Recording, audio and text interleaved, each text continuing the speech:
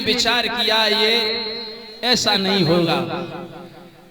नारद जी को बुलाया, नारद जी को बुला करके कहा कि तुम देख करके आओ ये क्या हो रहा है। आज देव ऋषि नारद हाथ में बीड़ा बजाते हुए चल देते हैं, सभी ताली बजाते हुए बोलेंगे, ओ श्रीमन नारायण नारायण नारायण श्रीमन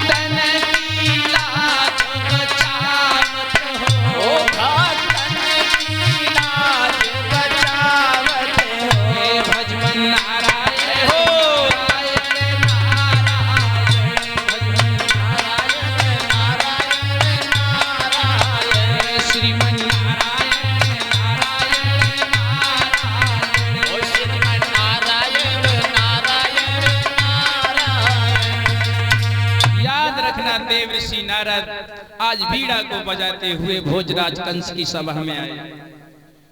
जैसे ही भोजराज कंस ने देखा, उठ करके खड़ा हो गया, दंडवत प्रणाम किया, आसन दिया बड़ा सुंदर। देव ऋषि नारद आसन पर बैठ गए। लेकिन याद रखना, साधु संतों से बहुत ईर्ष्या करता था भोजराज कंस, लेकिन एक देव ऋषि नारद से ही प्रेम करता था। आज एकदम से देव ऋषि नारद कहने लगे, एक बात बताओ, देवकी के जो प्रथम संतान उत्पन्न हुई वसुदेव लेकर के तुम्हारी सभा में आए, उसका क्या हुआ? जवाब दिया, महाराज वो तो प्रथम संतान थी, वो मेरा काल नहीं थी, मैंने वो वापस कर दिया। एकदम से देव ऋषि नारद कहने लगे, कंस तू भोला है, कंस तू भोला है, तुझे मालूम नहीं है हर बच्चा आठवां हो सकता है। उनके हाथ में कमल का फूल था, दे दिया और कहा इसकी हर पंखुड़ी गिन।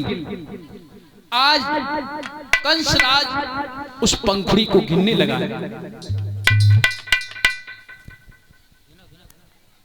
1 2 3 4 5 6 7 8। अब इससे आगे और गिन, इससे आगे 8 7 6 5 4 3 2 1।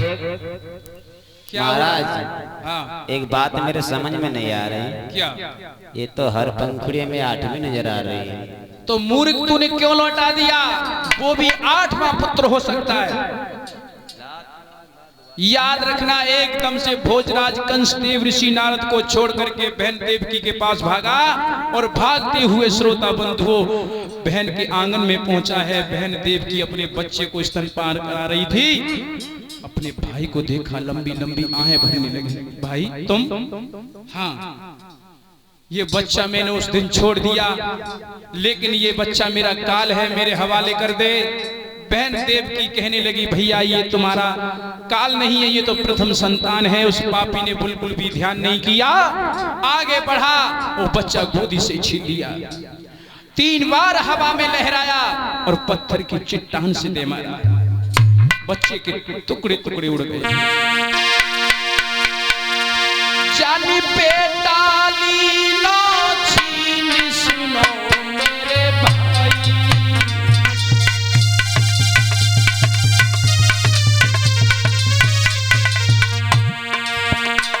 पत्थर से तीनों पटक सुनो सरदारी।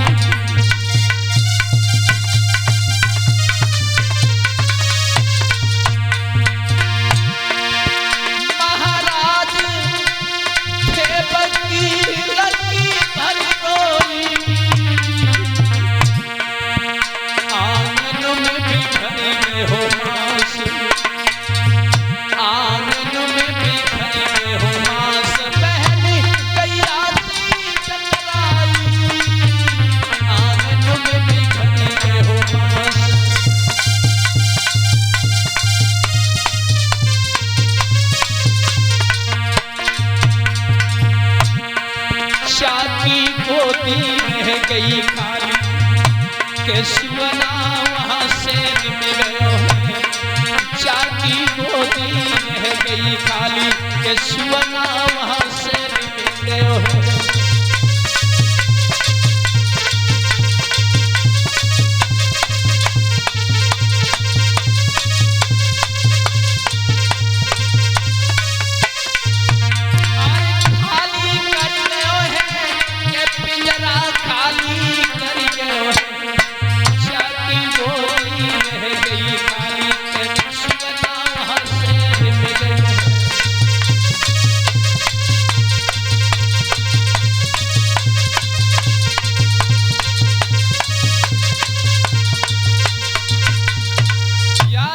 उस पापी ने क्या किया, उस बच्चे को छीन लिया, 3 बार हवा में लहराया, सामने पत्थर की शिला पड़ी हुई थी और उस शिला में मार दिया। आज उस बच्चे के टुकड़े टुकड़े हो गए। मैया बुरी तरह से रोने लगी, मांस के लोथरों को अपने दामन में भरने लगी है और कहने लगी, अरे पापी भैया तूने ये क्या कर डाला। आज बिलक बिलक के रोने लगी, मेरे बेटा को मरे कन्हाई,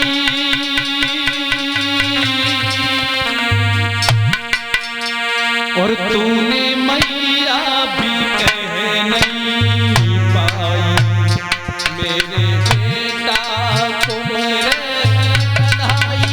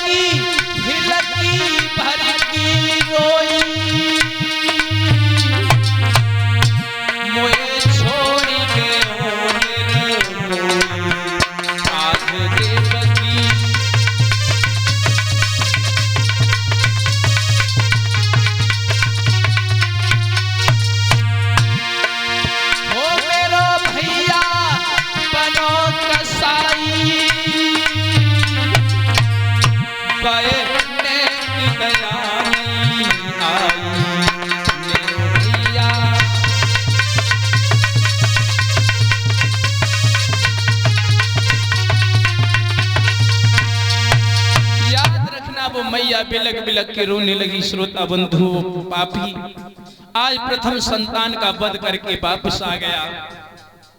श्री सुखदेव जी कहते हैं, राजन परीक्षित, इसी तरीका से उस पापी ने 1 नहीं 6 पुत्रों का वध कर डाला। आज वो सोचने लगी, विचार करती है, मैं 6 पुत्रों की मां हो गई।